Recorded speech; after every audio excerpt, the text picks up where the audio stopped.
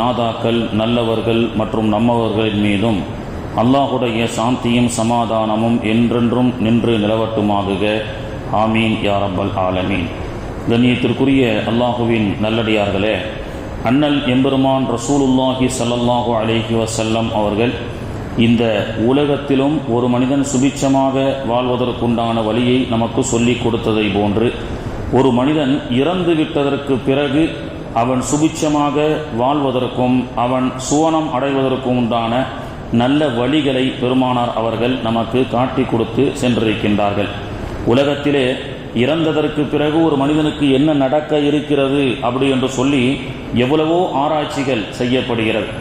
சில கூகுளில் சர்ச் செய்து பார்க்கும் பொழுது நீண்ட ஆண்டுகள் இந்த உலகத்தில் என்னெல்லாம் நடக்கணும்னு ஒரு டெட் பாடி தெரிந்து கொள்வதற்காக 6 கோடி ரூபாய் இன்வெஸ்ட்மெண்ட் பண்ணி ஒரு இன்சூரன்ஸ் போட்டால் ஒரு ஜனாசாவை பல ஆண்டுகள் வைத்து அவர்கள் குடும்பத்தார்கள் என்ன செய்கிறார்கள் என்பதை உணரச் செய்வதற்கு உண்டான ஒரு வழியை அமைத்து தருவோம்னு சொல்லி ஜெர்மனியில் ஒரு சயின்டிஸ்ட் ரிசர்ச் சென்டரில் 6 கோடி ரூபாய் நீங்கள் இப்போ கொடுத்தீங்கன்னா உங்கள் பேரில் உங்கள் ஒரு இன்சூரன்ஸ் மாதிரி போடுறாங்க. அவர்கள் என்ன செய்கிறாங்கன்னா, எந்த நாட்டில் உலகத்தில் எந்த நாட்டில் இருக்கக்கூடியவங்களும் அதை இன்வெஸ்ட் பண்ணலாம். அவர் மவுத்தாகக்கூடிய அந்த நேரத்தில் அவர்கள் ஜெர்மனியிலிருந்து ஃப்ளைட்டில் வந்து இவர்களுடைய உடலை எல்லாம் பதப்படுத்தி அந்த ஜனாசாவை அவர்களுடைய ரிசர்ச் சென்டரில் வைக்கிறாங்க. கல்புக்கு தேவையான அந்த உடலுக்கு தேவையான சில பல ஆக்சிஜன் சில பல இதை கொடுத்து என்ன செய்கிறாங்கன்னா, அப்படியே படுத்த படுக்கையில் கோமா மாதிரி அந்த ஜனாசா இருக்க வேண்டியது தான்.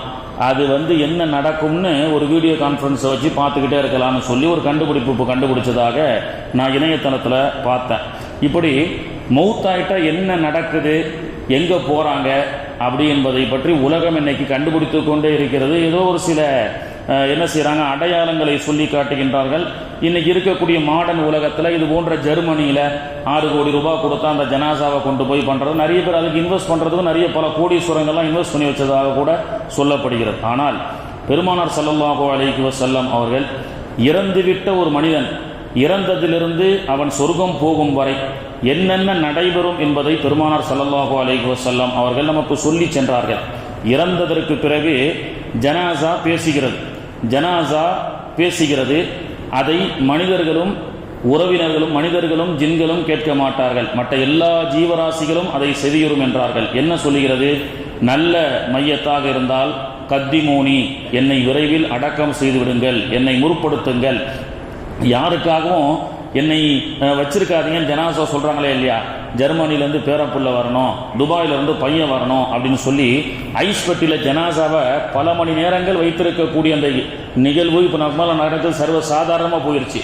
பள்ளிவாசல்லையும் ஐஸ் பெட்டி வாடகைக்கு கொடுக்கப்பட்டு ஜனாசா வச்சிருங்கத்தா, அமெரிக்காவிலேருந்து பேரப்புள்ள வரட்டும், அவர் துபாயிலிருந்து மகம் வரட்டும்னு சொல்லி பல மணி நேரங்கள் வைக்கப்பட்டிருக்கிறது. ஆனால் பெருமானார் அவர்கள் சொன்னார்கள், உடலிலிருந்து ரூஹு பிரிந்துவிட்டால் உடனே அது மண்ணறைக்கு செல்ல வேண்டும் என்று பெருமானார் அவர்கள் நமக்கு சொல்லிக் கொடுக்கின்றார்கள்.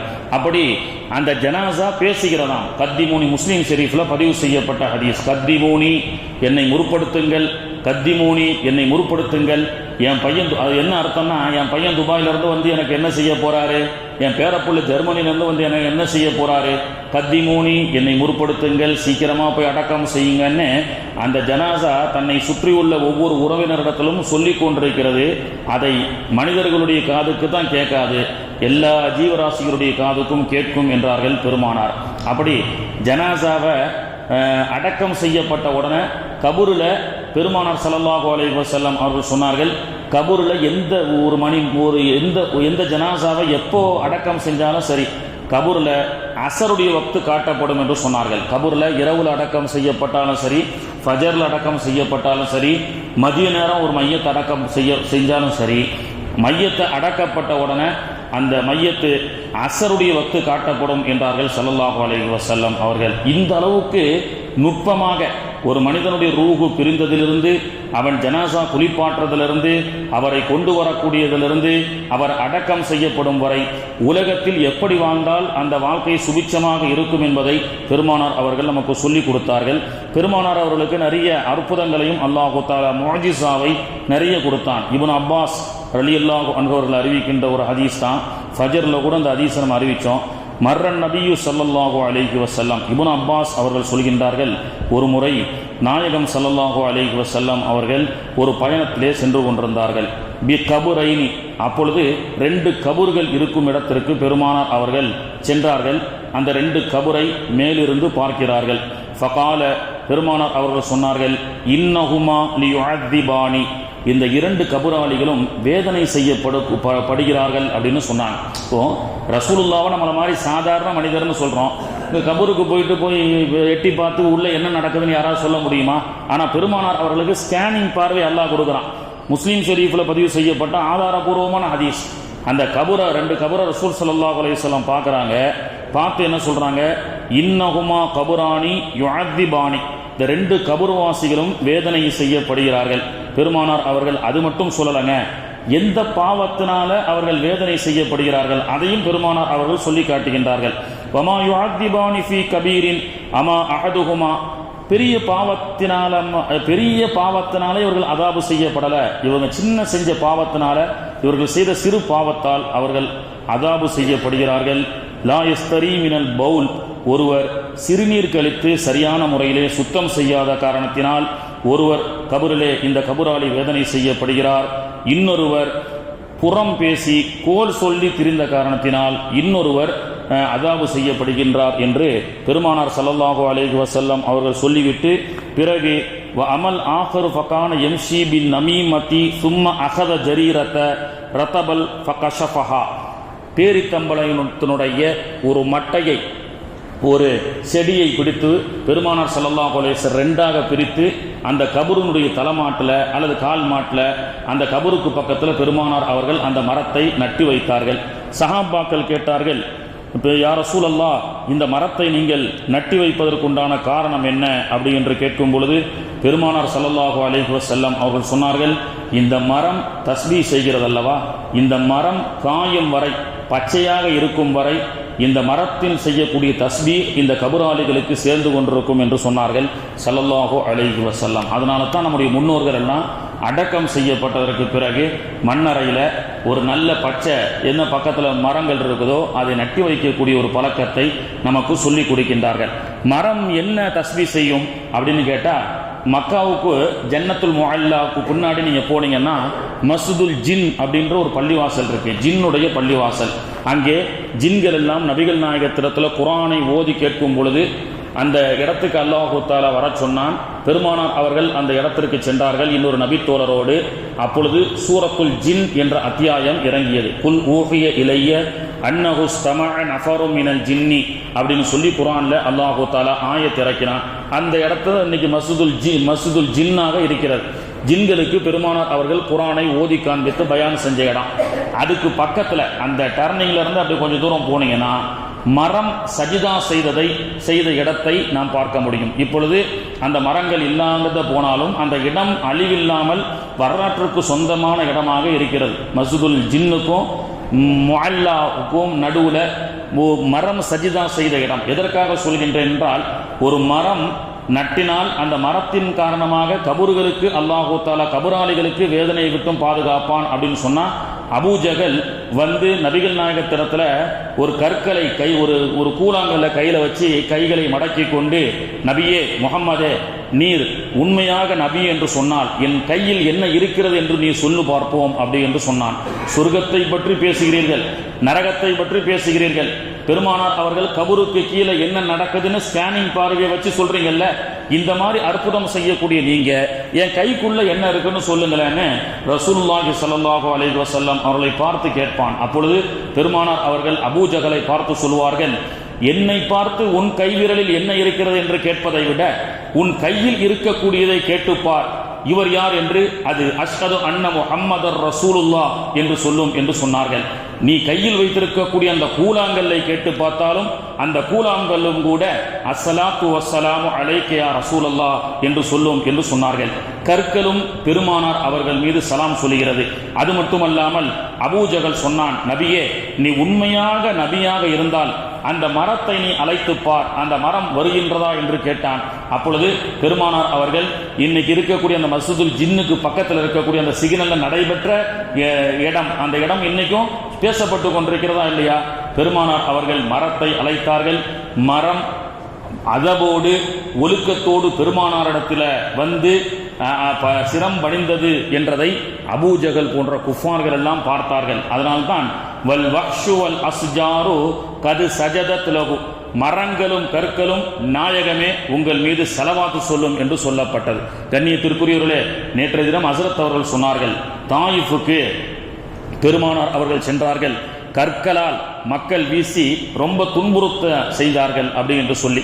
இன்னைக்கும் நீங்க தாயிஃப்ல போய் பார்த்தீங்கன்னா பெருமானார் அவர்கள் அடிப்பதை தாங்க முடியாமல் தாயிஃபுடைய ஒரு மலையில பார்த்தீங்கன்னா ஒரு பெரும் பாறாங்கல் அப்படியே நிற்கும் அந்தரங்கத்துல. அது கீழே விழுறதுக்கு உண்டான சிச்சுவேஷன் தான். ஆனா 1400 வருஷம் அது விழல. ஏன்னா நபிகள் நாயகம் அவர்கள் வேண்டாம்னு தடுத்த காரணத்தினால அந்த கல் விழாமல் அப்படியே இருக்கிறது. எந்த ஒரு பேலன்ஸும் இல்லாம இன்னைக்கு நீங்க தாயிஃப்ல போய் பார்க்கலாம். தாயிஃபுக்கு போனீங்கன்னா பெருமானார் அவர்களை எல்லோருமே அடித்தார்கள். எல்லோரும் வாயால் திட்டி கண்ணிய குறைவாக பேசினார்கள். பெருமானார் அவர்களை கல்லால் அடித்தார்கள். ஆனால் அதே தாயிஃப்ல மஸ்ஜிதே அத்தாஸ் என்ற ஒரு பள்ளிவாசலை நீங்கள் பார்க்கலாம். அந்த பள்ளிவாசலை சுற்றி அற்புதமான தோட்டங்கள். சென்ற தடவை செல்லும் பொழுது புதினா தோட்டங்கள், இன்று தடவை வேற ஏதோ விளையப்பட்டிருக்கக்கூடிய ஒரு அற்புதமான ஒரு பூங்காவை போன்ற ஒரு தோட்டம்.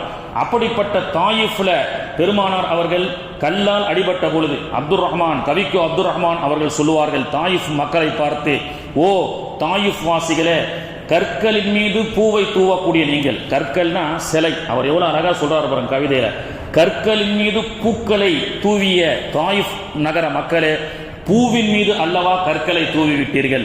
கற்கள் என்று சொல்லக்கூடிய சிலைகளின் மீது நீங்கள் பூவை போட்டு கண்ணியப்படுத்துகின்றீர்களே, கற்களின் மீது பூவை போட்ட தாயிஃப் நகர மக்களே, அன்று பெருமானார் அவர்கள் வரும் பொழுது பூவின் மீது அல்லவா கற்களை போட்டு விட்டீர்கள் என்று சொல்வார்கள். ஆக கற்களும் கூட நபியை நேசித்தது. அதனால்தான் கீழே அடிவாரத்தில் பெருமானார் அவர்கள் அடி வாங்கிய பொழுது தாயிஃபினுடைய ஒரு மலையினுடைய ஒரு மிகப்பெரிய பாறாங்கல் பெருமானாரை அந்த அடித்த அந்த மக்களை துன்புறுத்துவதற்காக கோபத்தின் காரணமாக இறங்கப்பட்டது. பெருமானார் அவர்களுடைய இரக்கத்தன்மையும் அந்த துவாவினுடைய பரக்கத்தை கொண்டு அந்த கல் அப்படியே நின்றது. நிற்கப்பட்ட அந்த தாயிஃப் மலையில் இருக்கக்கூடிய கற்களை இன்று வரை நீங்கள் சென்று பார்க்கலாம். அப்படி பெருமானார் அவர்கள் அடி வாங்கி ரத்தம் சிந்தி வரக்கூடிய நேரத்திலே மனிதாபிமானம் உள்ள மக்களுக்கு அல்லாஹ் ஹிதாயத்தை கொடுப்பான். யாரெல்லாம் மனிதாபிமானம் உள்ள இரக்கமுள்ள மக்களாக இருக்கிறார்களோ அவர்களுக்கு தான் ஹிதாயத்து கிடைச்சது. கொடுங்கோல் மக்களுக்கு அல்லாஹ் தஆலா ஹிதாயத்தை தடுத்துட்டான். அதையும் தாண்டி நபிகள் நாயகத்தின் மீது நேசம் கொண்ட மக்களுக்கு அல்லாஹ் ஹிதாயத்தை கொடுத்தான். மஸ்ஜிதே அத்தாஸ் பெருமானார் அவர்கள் தாயிஃப்ல கல்லடி பட்டு வரும் பொழுது யாரோ ஒருவர், மக்காவிலிருந்து ஒரு மனிதர், மக்களெல்லாம் கல்லால் அடித்து இரத்த கரையோடு வருகிறார் என்று பெருமானார் அவர்களை அரவணைத்து, அத்தாஸ் என்பவர் அவர் ஒரு தோட்டத்தினுடைய ஒரு கூலி தொழிலாளி தான். அவர் பெருமானார் அவர்களை அமரச் செய்து பழங்களை சாப்பிட வைத்து, நாயகமே அல்லாஹ்வுக்காக பொறுங்கள் என்று யாரோ ஒருவர் என்றுதான் நினைத்தார். பெருமானார் அவர்களுக்கு இளைப்பாறுவதற்கு நிழலை தந்த மனிதர் அத்தாஸ். அவருடைய பேர்ல இன்னைக்கும் தாயிஃப்ல போனீங்கன்னா மஸ்ஜிதே அத்தாஸ் ரலியல்லாஹு அன்ஹு என்ற ஒரு பள்ளிவாசலை நம்மால் பார்க்க முடியும். ஆக கண்ணியத்திற்குரியவர்களே, கல்லாக இருந்தாலும் மனிதனாக இருந்தாலும் பெருமானார் அவர்கள் மீது முஹப்பத்து கொண்டு பெருமானாரின் மீது நேசம் கொண்டவர்களை அல்லாஹு தஆலா இம்மையிலும் கண்ணியப்படுத்தினான், மறுமையிலும் கண்ணியப்படுத்தினான். ஷுஹதா ஏ உஹத் என்று சொல்லக்கூடிய மதீனாவில் உஹது ஷுஹதாக்கல்ல ஹம்சா ரலியல்லாஹு அன்ஹுடைய மன்னரை இருக்கின்றது. இன்னைக்கும் பார்த்தீங்கன்னா, அதாவது ஹதீஸ்ல வருகின்றது, கஸ்தூரி மனம் வீசுதுன்னு சஹாபாக்கள்லாம் ஷஹீதானாங்களா இல்லையா? பத்ர்ல, உஹதுல. இன்னைக்கும் பார்த்தீங்கன்னா ஜெஹரானா என்ற இடத்துல ஹுனைன் போர் நடைபெற்ற சுஹதாக்கள், கிட்டத்தட்ட சில சுஹதாக்கள் அடக்கம் செய்யப்பட்டிருக்கக்கூடிய ஒரு மக்பராவை இன்னைக்கும் ஜெஹரானா என்ற அந்த மீக்காத்துல எஹராம் கட்டிய அந்த ஹாஜிகர் எல்லாம் அந்த பக்கத்துல, அந்த பள்ளிவாசலுக்கு பக்கத்துல ஒரு மன்னரை இருக்கிறது, அங்க போய் ஜியாரத் செய்யறோம். சுஹதா உல் ஹுனைன் போர்ல ஷஹீதாக்கப்பட்ட சுஹதாக்கள். அந்த எஹராம் கட்டியிருந்தா அத்தர்லாம் நம்ம பூசுறது இல்லைங்க, அத்தர்லாம் யாரும் பூச மாட்டாங்க. ஆனால் அந்த சுஹதாயை பெரும்பாலான ஹாஜிகள் மீகாத்துக்காக ஜெஹரானா என்ற இடத்துல போய் உம்ரா செய்ய செல்கிறார்கள். அப்படி உம்ரா செய்ய நாடும் பொழுது ஆயிஷா பள்ளிக்கு போறாங்க, துல் ஹுலைஃபாவுக்கு போறாங்க, ஜெஹரானா என்ற பகுதிக்கு போறாங்க. இப்படி 4 மீகாத்துகளிலும் பெருமானார் அவர்கள் எஹராம் கட்டி சென்ற காரணத்தினால் எங்கெல்லாம் பெருமானார் எஹராம் கட்டினார்களோ அங்கெல்லாம் ஹாஜிகள் செல்வார்கள் அல்லவா. அந்த ஒரு இடத்துல ஜெஹரானா